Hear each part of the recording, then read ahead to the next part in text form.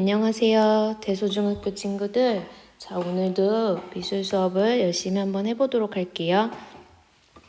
오늘은 서양미술사에 대해서 배울 거예요. 서양미술사는 우리가 지난 시간에 2학년 1학기 수행평가에 대해서 선생님이 안내를 했었는데 그 중에 서양미술 감상보고서, 비교감상보고서에 대해서 해당되는 내용이에요. 우리 친구들이 서양미술 어려운 것 같은데 라고 생각할 수도 있어요. 근데 선생님이랑 이야기를 나눈다, 이야기를 듣는다 라고 생각을 하면 돼요. 공부를 한다, 수업을 듣는다 보다 옛날 이야기를 들어본다 라고 생각하면 어렵지 않을 것 같아요. 그리고 또 우리가 바로 학교에서 서양미술사를 간략하게 살펴봤어요. 그거를 조금 더 세세하게 그 그림 속에 담긴 그런 이야기를 하나씩 살펴보면서 선생님이랑 이야기해 나가도록 할게요. 자, 우리가 미술 1 교과서가 필요해요. 우리 학생들 108페이지를 피면 서양미술 탐험이라는 목차가 나와요. 자, 펼쳐봤나요?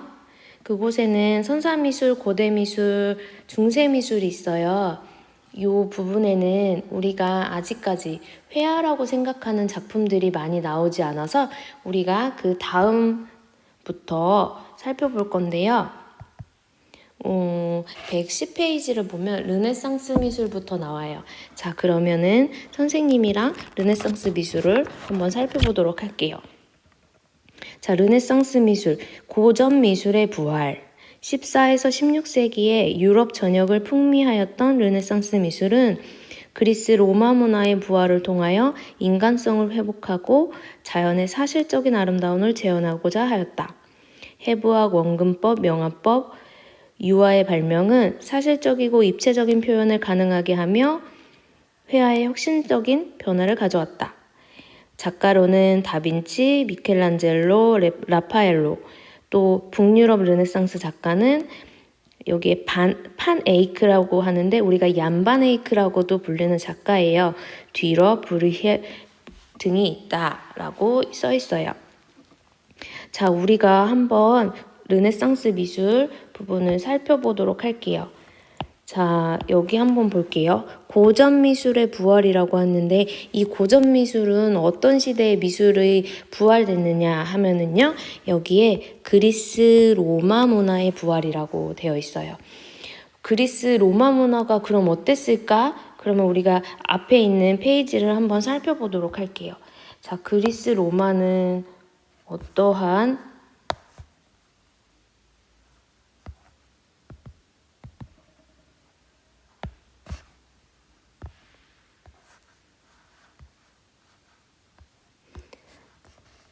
자, 그리스 로마 문화 한번 볼게요. 그리스 로마는 인간 중심 사상으로 균형과 비례의 이상적인 아름다움을 추구하였다. 여기 수학적 비례, 인체의 이상미를 추구하였다라고 나와요. 이러한 것을 영향을 받아서 르네상스 미술이 나타난다라고 볼 수 있죠. 그러면 우리가 다시 르네상스 미술을 보도록 할게요. 자, 르네상스 미술을 보면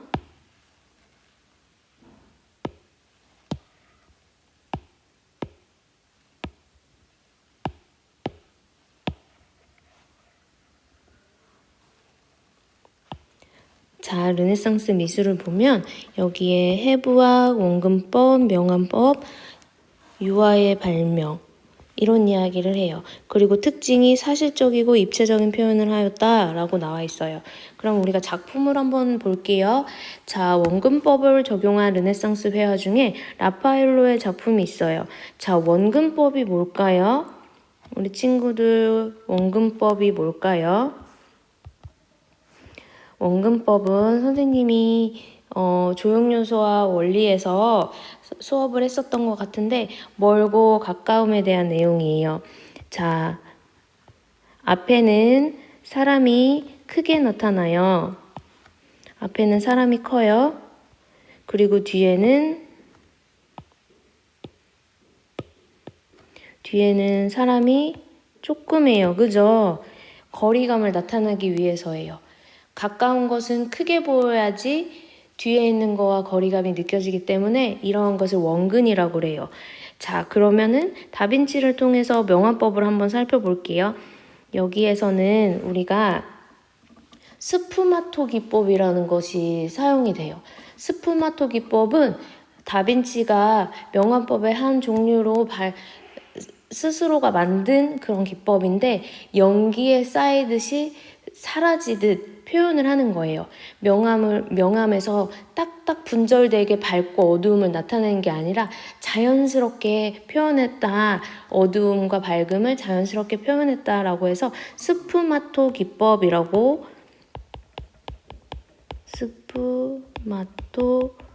기법을 사용해서 다빈치가 명암을 표현을 했어요. 자, 여기서 명암을 보면 밝게 표현된 부분과 어둡게 표현된 부분. 자, 여기 광대는 밝죠? 여기 뒤에 여기는 또 어둡죠? 밝고 어둠의 차가 있어요. 손도 손등 가장 튀어나온 부분이 밝고 뒤에 있는 부분이 어둡고 여기 단비도 마찬가지예요. 여기가 밝고 여기가 어둡고 밝고 어둡고가 나타나야지만 입체적이고 사실적인 표현이 가능해요. 이러한 표현들을 르네상스에서 활용했다라고 우리가 볼 수가 있는 거예요. 자, 그러면 르네상스에서는 이렇게 사실적이고 입체적이고 이러한 표현들이 많이 되었어요. 해부학, 원근법, 명암법 이런 유화물감을 발명을 하면서 회화가 발전을 했고요. 이 유화물감을 발명한 사람은 여기에 나와 있는 파네이크, 얀바네이크라는 북유럽 작가예요. 자, 북유럽 작가의 작품 한번 보도록 할게요. 얀바네이크의 작품. 이 작품이 우리 미술교과서에 참 많이 나오는 작품이에요. 자, 작품 제목은 아르놀피니 부부의 초상화예요. 결혼식의 한 장면을 나타내는데 우리가 딱 보기에도 굉장히 사실적이고 굉장히 입체적이에요. 그리고 사람의 비율을 잘 맞춰서 그림인지 아니면 사진인지 아니면 실제인지 잘 알 수 없이 모호하게 굉장히 사실적으로 표현되었어요. 그래서 이 작품을 그린 사람이 이 얀바네이크고 그래서 유화물감을 발견을 했어요. 유화물감을 발견을 함으로써 그림을 계속 그리고 마를 때까지 계속 수정을 할 수가 있어요. 유화물감은 기름과 안료를 섞기 때문에 우리가 흔히 쓰는 수채화보다는 건조가 굉장히 느려요. 하지만 건조가 느리다는 이 단점을 장점으로서도 사용할 수 있어요. 왜냐하면 더 일찍 마르지 않기 때문에 계속 수정을 하고 계속 덧칠을 하면서 입체적이고 사실적인 표현이 가능하기 때문이에요. 만약에 쉽게 물감이 빨리 마른다면 우리가 수정하고 고치기가 굉장히 어려운데 한번 그리고 실수했어도 계속 쌓아 올리면서 표현할 수 있기 때문에 사실적인 그림이 가능해요. 그래서 우리가 이 유화물감을 르네상스에서 발명했다라는 거를 알아두면 될 거예요. 우리가 르네상스 미술은 서양미술사 바로학교에서 강의를 통해서 어느 정도 알았으니까 이렇게 다음 단원으로 넘어가도록 할게요. 자, 여기 바로크 로코코 미술이 나와요. 우리가 이 바로크 로코코 미술을 볼 때는 이전에 있는 르네상스 미술이랑 생각을 하면서 비교하면서 공부를 하면 참 좋을 것 같아요. 자, 바로크 미술을 볼게요.